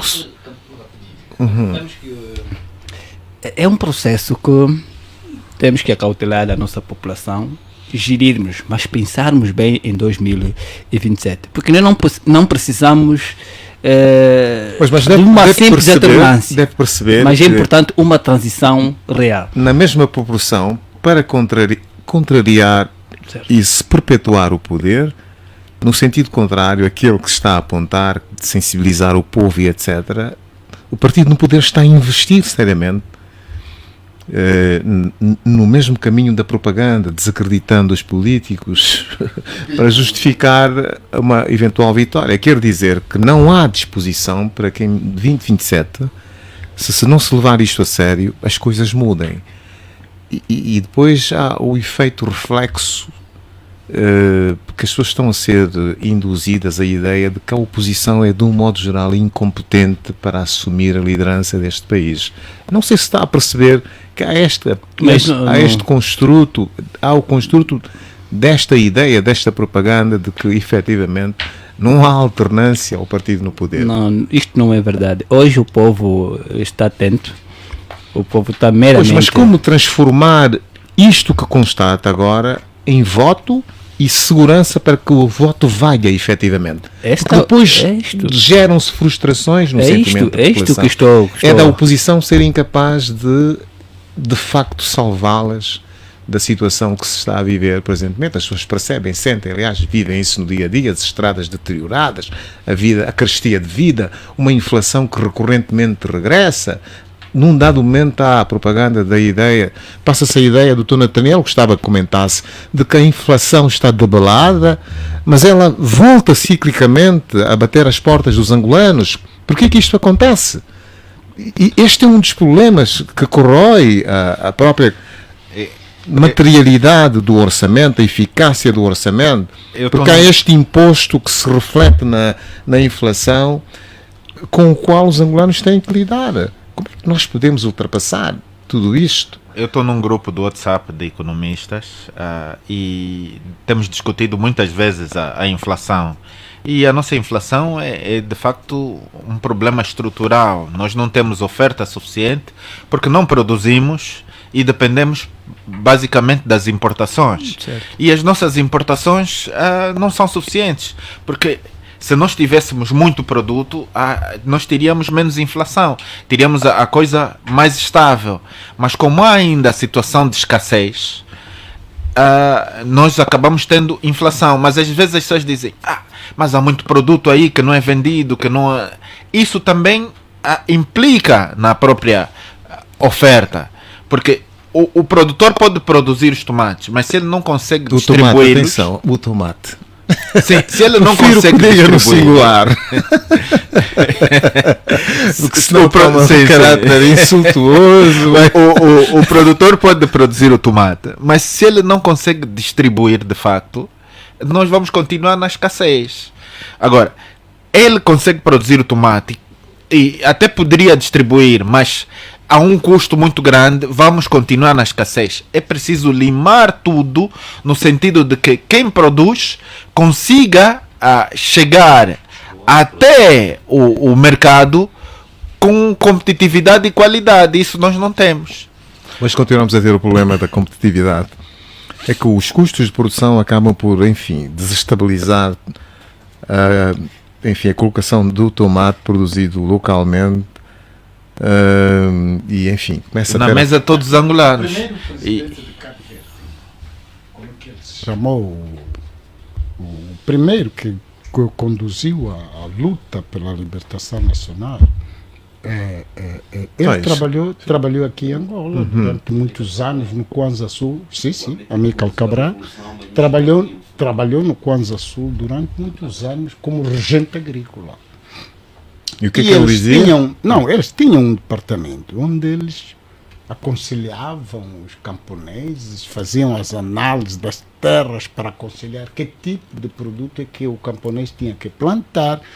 Até quando Cubango, o Huila e tudo, praticamente tudo um pouco ele fez neste país, andou nesse país, antes do início da Revolução em Cabo Verde. Ok? Pois. Hoje em dia... O que é que ele disse de útil? Não, para de útil é para dizer Podemos toda retirar. aquela experiência, até colonial, até o colono, afinal de contas, estava a dirigir essas operações. Nós hoje abandonamos todas aquelas políticas. Queremos falar de diversificação da economia, onde as empresas é que vão lá diversificar, e não as pessoas que residem naquelas terras, que devem mudar o modus operandi, a forma como eles fazem a agricultura, para de facto passarem para a agricultura extensiva, para saírem da pobreza e da miséria. Então, quem vai fazer aquele trabalho de educar o camponês, de ensinar como é que deve fazer, de desbravar a terra, de impedir que eles não cortem as árvores para fazer madeira, para fazer carvão ou uma coisa parecida? Quem vai ensinar isso? Mas a questão, este é um discurso realmente que me transmite um certo arrependimento. Terão feito mal os angolanos lutar pela sua autodeterminação? Eu acho que sim. Terão feito mal? Sim. Eu acho que essa é a filosofia. O senhor está arrependido do que... Eu não, eu participei e sei porquê que eu lutei, mas agora estou contrariado. Mas está contrariado? Contrariado porque, efetivamente, aqueles que estão ali, acho que não concordam com a luta, estão contra todos aqueles que lutaram pela independência de Angola. Sente que nós estamos neocolonizados? De que maneira? Essa pergunta até não sei, a prática já o diz. A prática diz tudo, Carlos Salomão. Bem, não tenho dúvidas absolutamente nenhuma. Nós não somos tidos nem achados. Mas talvez... Todos que lutaram pela independência não têm valor neste país. Mas razoabilize o julgamento, porque o grupo que governa pode não ser o mais indicado para efetivamente levar à prática aquilo que... Eu posso lhe dizer uma coisa. Tudo que nós estamos aqui a debater, todos os problemas que estamos aqui a falar, pois, tem uma essência. Eu tenho a porta de entrada e de saída. É que a independência de Angola e de muitos países africanos, sobretudo a expressão portuguesa, não teve o mesmo critério. Cada grupo defendia uma tipologia de independência. Portanto, eu não me estranho com esse tipo de comportamento. Há grupo que era autonomicista, que era independentista, que era integracionista e tudo aquilo. É uma questão de dizer qual é esse grupo que governa Angola, se é autonomicista ou integracionista. Muito bem, falar direto está nos momentos derradeiros, mas não vamos concluir sem antes fazer o nosso sum up, as nossas conclusões. Passo aqui a repetição. O orçamento, a problemática da dívida soberana, a corrupção, de que pouco falamos, Dr. Nathaniel, o histórico e algumas das soluções que eu gostava de ouvir de Vossas Excelências aqui presentes. Este é o tema que nós colocamos hoje. Queria ouvir que soluções então encontrar. Não temos muito tempo, 1 minuto para cada um dos nossos convidados. Embora não tivesse colocado outra pergunta ao Nathaniel, qual seria então de tudo isto que foi dito o orçamento ideal? É uma pergunta transversal que colocamos para todos, mas por não ter chegado tempestivamente, ainda assim agradecemos a sua vinda. Eu sei que tem o rigor alemão, não sei o que é que aconteceu para hoje chegar um pouco atrasado. Ainda assim, se puder, na parte final, dizer qual o seu ponto de vista sobre o orçamento que sirva às necessidades sociais, os desafios de uma determinada sociedade, neste caso. Eu quero ouvir de vocês que soluções para que, efetivamente, os orçamentos sejam eficazes, diferente daquilo que tem estado a acontecer, esta criação de falsas expectativas e, por conseguinte, as frustrações que se amontoaram aqui na nossa realidade. Eu acho que, em termos orçamental, nós falamos o suficiente e que não aprofundamos muito a questão da dívida soberana. Vermos que o também é partidário orçamento... desta tipificação de Rui Verde citada pelo Sacoiela da dívida odiosa. Pois. Não acha que seria ideal que, se todos nós nos uníssemos, decidíssemos não pagar a dívida? Ou isto passa uma mensagem não, vamos... Deixa-me ainda fazer um enquadramento. Mas segundo o orçamento, sim, Segundo o orçamento, para 2024 vai à volta de mais de 24 mil milhões de kwanza. E segundo também as informações oficiais, a dívida pública vai à volta de 83,9% do PIB, o que pressupõe que o país vai sofrer uma pressão forte e grande parte das receitas que poderá conseguir destinarão-se para pagamento da dívida. Sim, para honrar este compromisso. Mas Angola tem este histórico do no default. Nunca falhou no cumprimento das suas obrigações. Certo. O que Acha acontece? também estranho, Governo... sabe, porque isto pode ter a ver com a qualidade de quem é o credor e a preocupação que o governo tem de pagar recorrentemente ou regularmente as dívidas. Eu vou chegar aí. O próprio governo diz ainda, segundo a informação, que a dívida ainda é sustentável, que não é verdade. Pois há esta porque bandeira o governo, certo, segundo essa informação, que a dívida ainda é sustentável. Não é sustentável na medida em que o governo, em termos de produção interna, acabou aqui de ser referida pelo colega aí do painel, Daniel, a nossa produção nacional é fraca e que vivemos mais na base do petróleo. Mas mesmo a exploração de petróleo está numa fase de declínio. É certo, não, é onde eu estou chegando.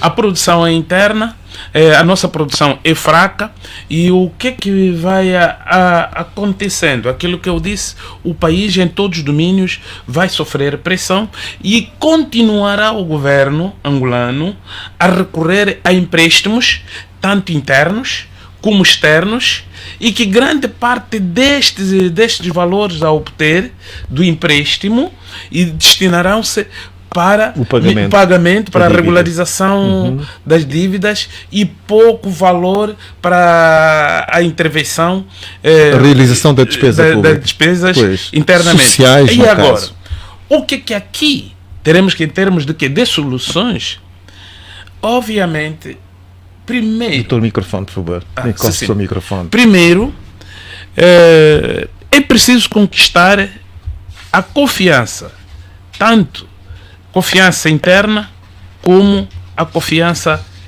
externa. Mas o doutor acha que há margem para reconquistar a confiança por parte do Executivo? Vou chegar. Não é este governo. A confiança, o que quer dizer? Para a conquista da confiança é preciso que haja mudança política. Não. Saindo... Há uma herança que vai ficar para os angolanos. Não, mas corrija-se, porque geralmente quando surgem novas ideias que das pessoas que não faziam parte de um determinado grupo, há uma inovação. Há uma expectativa, pelo menos. Sim, há uma inovação. Do ponto de vista psicológico, não é? Ok. Saindo este governo, entrando o outro, porque a dívida terá que ser assumida. Se não optarmos pelo caminho do tratamento da dívida odiosa, não é? É certo, terá que ser assumida por uma questão simples. De ponto de vista político, sim, não, por isso eu estou a dizer que terá que ser e quando se diz que pouca preocupação em relação à renegociação, sim, não é? Quando eu estou a dizer que a dívida deve ser reassumida, porque o que acontece? Geralmente nós estamos aqui, não temos informações úteis sobre a dívida real. Não temos. E quais são os... Ok. Desculpa, vou chegar aí. E nós não conhecemos, de facto, quais são conhecemos alguns, mas não conhecemos todos quais são os credores. O que quer dizer que o novo governo... contratação, porque a dívida... Não, vou chegar aí. Por isso que eu disse que tem que ser reassumida, mas depois pode ser renegociada. O que eu estou a dizer? Quando eu disse que terá que ser reassumida, quando entra um novo governo, os credores começam a respirar de uma outra forma. Assim como as instituições internacionais financeiras. Aí onde é que eu quero chegar? Já percebi, doutor. Não tenho muito mais tempo, doutor Sapalo, vou mesmo ter que te retirar a palavra, passando para o Sacoiela para fazer a sua conclusão. Que soluções é que nós deveremos, porque há uma herança que vai ficar, está a dizer o doutor Sapalo, que vamos ter que assumir, não é? Que é muito pesada, e a pergunta que eu faço, são tantos azares contra o povo angolano, não é? O que é que efetivamente... Eu queria começar a minha conclusão fazendo uma ligeira leitura à obra que cá trouxe, para termos uma percepção da nossa dimensão patriótica. Do Tony Hodge, ele diz-nos que... Do capitalismo selvagem do afrostalinismo ao capitalismo selvagem. Na página 39, Hodge nos diz: para a maior parte dos intervenientes na luta pelo poder em Angola, excepto o próprio Savimbi, as motivações principais têm sido, no entanto, prosecos interesses materiais.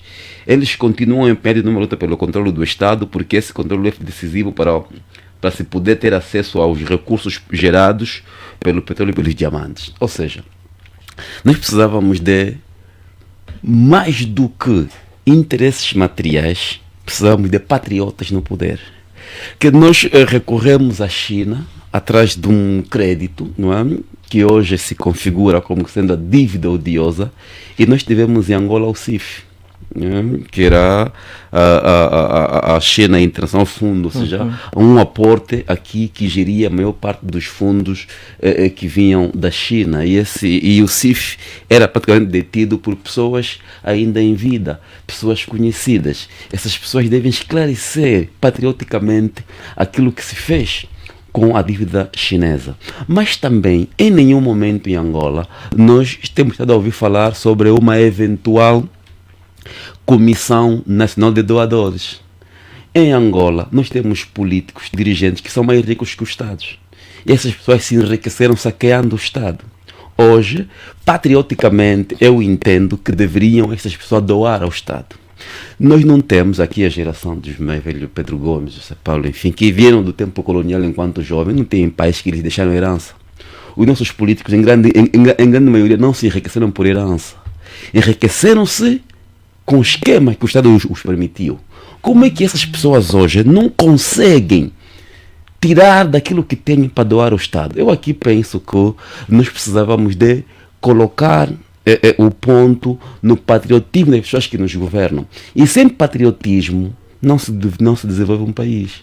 Que as pessoas que vão para a máquina do Estado não vão como empresários. Pena é que os nossos são empresários. Doutor Nathaniel, eventualmente... Vou começar pelo OGE e vou dizer aqui que o OGE deve estar centrado no homem. Nós centramos muitas vezes o OGE em muitas coisas, mas aquilo que é de facto o homem em si fica muito aquém. E as classes do OGE que realmente estão mais centradas no homem, está na formação, na saúde e naquilo que são os anseios do homem, né? A habitação e a alimentação. Com essa segurança da alimentação, o OGE, em primeiro lugar, devia priorizar o homem, depois é que veriam as outras coisas. Acerca da nossa dívida, eu penso que não temos como contornar a dívida, nós vamos ter que pagá-la. Ir contra a China seria um erro estratégico muito grande. A China é, nesse momento, o maior parceiro da Angola, comercial e por aí afora. Não teríamos como fazer a substituição da China imediatamente. O que nós temos que fazer é pagar essa dívida. Reestruturar a dívida iria representar para o mercado financeiro o mesmo que um default, porque eles iriam olhar que a Angola não está com capacidade para pagar. Eles já têm essa percepção de que a situação está difícil. No momento em que nós levantarmos a bandeira de que vamos reestruturar a dívida, eles vão olhar, olha, esses não estão a conseguir pagar, os juros vão subir para Angola, nosso acesso ao financiamento vai ser muito difícil. O que nós precisamos fazer é, cada vez que temos receitas próprias ou financiamento, alocar bem esse dinheiro, né? Essas receitas, esse financiamento precisa ir para locais onde realmente tragam um bem-estar para os angolanos. E se nós melhorarmos naquilo que são os principais anseios dos homens, a coisa vai bem. O problema é que temos estado a pensar em investir, por exemplo, num caminho de ferro que serve mais para o estrangeiro do que para o angolano. Escoar os Sim, interesses. não faz a interligação. Por acaso até já falaram disso e é muito importante ligar os 3 caminhos de ferro, Luanda, Benguela e Moçambique. Essa capilarização dos caminhos de ferro é essencial e nós durante muito tempo não pensamos nisso. Nós estamos muito atrasados naquilo que é um investimento a pensar no progresso da Angola. Quase todo o investimento nós estamos a fazer, se olharmos os grandes investimentos, estão ligados para fora. Por exemplo, o aeroporto, uma coisa grande, consumiu muitos recursos, não é algo a pensar ligar os angolanos, é algo a pensar ligar os estrangeiros. A Angola vai se transformar num hub. Um hub é estrangeiros a virem aqui para ir para outro lugar, nem é para ficarem aqui para Angola, né? Nossos investimentos, a nossa visão está mais ligada para o estrangeiro do que para o angolano.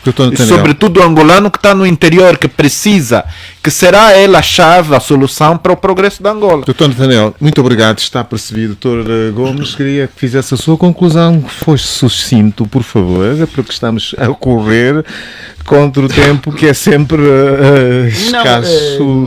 É mesmo simples. Eu até gostaria, em outro caminho, dizer que é um alerta, não é? Microfone, por favor. Ao Sua Excelência o Presidente da República e o Executivo, que devem, enfim, lutar para a concretização dos objetivos da independência. E esses objetivos, em parte, foi aquilo que constitui no juramento do Presidente da República quando da tomada de posse. Não estamos a ensinar nada de especial, porque efetivamente o centro de tudo deve estar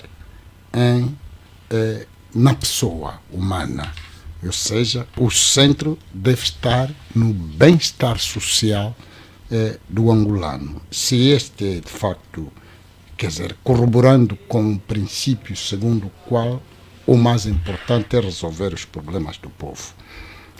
Hoje letra morta, não é? Hoje letra morta, mas penso que essa é a chave.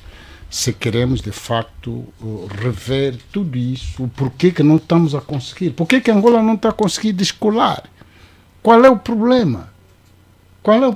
Puseram chumbo nas asas do avião? Exatamente. Então, penso que... Doutor Pedro, muito obrigado. Nós podemos, e tudo isso com a colaboração de todos.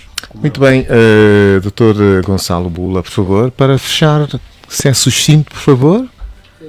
Acreditamos que, do ponto de vista das soluções, aponto em 4 rapidamente. Primeiro temos que transitar a nossa economia de uma economia de sobrevivência para uma economia sustentável. Também é importante... Mas a fome voltou agora, temos que lutar, por isso é que estamos aqui a referir que o Executivo deve colaborar com as outras forças, seja políticas ou mesmo da sociedade civil, então para podermos fazermos esse trampolim para a sustentabilidade da economia. É importante também desenvolvermos fortemente para não sermos dependentes do petróleo, não é? Está em queda agora. Apoiarmos outros setores para manter a diversificação da economia, de forma a também alargarmos em forte medida a menos dependência do exterior. Terceiro, é importante que devemos promover profundamente a justiça distributiva da nossa receita ou da economia, de forma a ajudar a motivar aquelas províncias que mais produzem, porque lamentavelmente observamos produz tanto, mas se calhar a percentagem dada pelo Orçamento Geral do Estado tem deixado... Pois é, essa discriminação geográfica, realmente. Estamos a referir Cabinda, estamos a referir o Leste, o Kwanza Sul, são províncias que têm dado muita contribuição para o Orçamento Geral do Estado, mas o que a própria província fica do ponto de vista da receita, lamentavelmente... Tudo fica em Luanda. Fica tudo em Luanda. E para terminar, um outro elemento fundamental é agora o momento para ambientarmos Angola na materialização de facto da economia de mercado. Porque Não temos outra saída. Só no discurso não fica nada bem, porque na economia de mercado o Estado aparece ali para regular, mas nós temos uma realidade que o Estado ele é o empregador, o Estado ele é o trabalhador, o Estado é o empresário, o Estado faz tudo. Então, numa realidade em que o Estado é tudo isto, não vamos conseguir desenvolver. Muito obrigado.